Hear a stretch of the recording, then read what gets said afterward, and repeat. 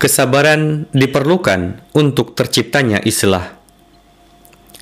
Sekarang, silahkan Anda renungkan bahwa untuk mendapatkan rezeki duniawi dan jasmani, yang tanpanya manusia hanya dapat bertahan beberapa hari saja, membutuhkan waktu 6 bulan.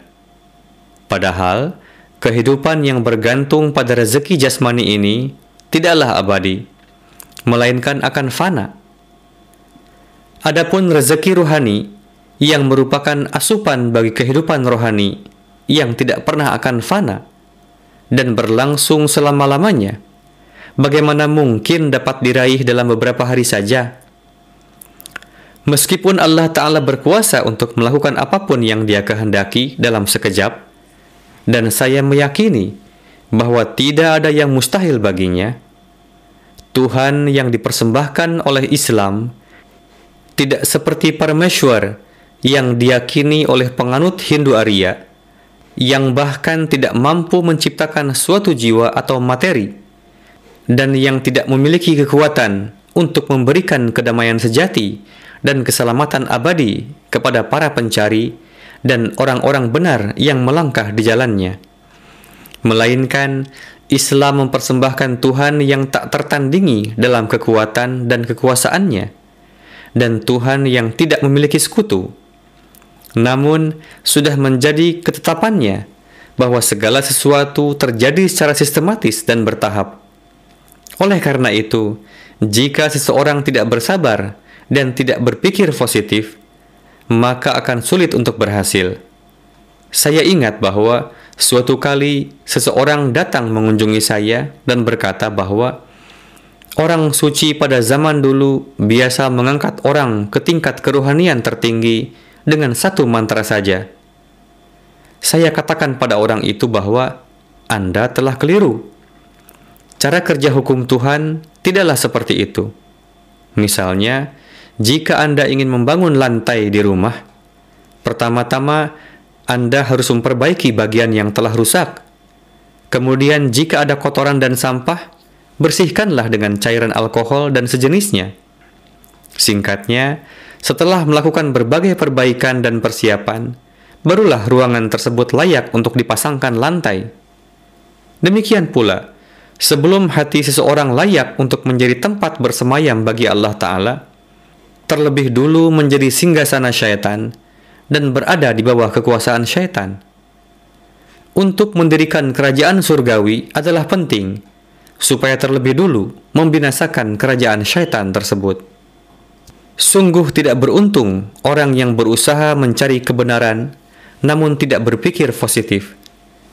Coba perhatikan, seorang pengrajin tembikar, apa saja yang harus ia lakukan untuk membuat bejana? Coba lihat seorang buruh tukang cuci pakaian, ketika akan mulai membersihkan pakaian yang kucel, apa saja yang harus ia lakukan? Terkadang ia meletakkan pakaian di bawah terik panas, menggosoknya dengan sabun, kemudian dia akan menempuh berbagai cara untuk menghilangkan kotoran.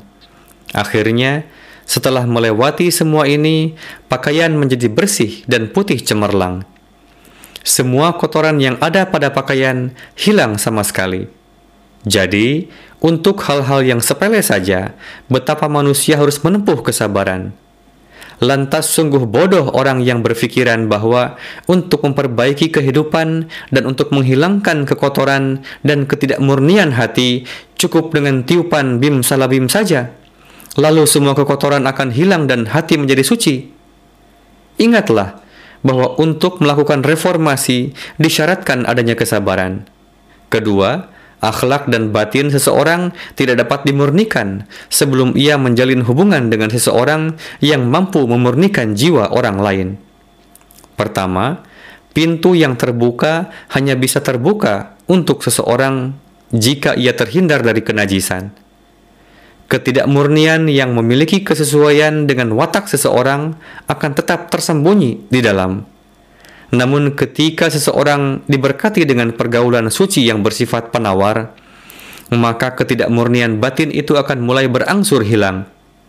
Karena seseorang tidak dapat memiliki hubungan dengan jiwa yang murni, yang dalam Al-Quran dan menurut istilah Islam disebut sebagai Ruhul Kudus, sebelum mereka sendiri memiliki kesamaan sifat dengan orang-orang seperti itu.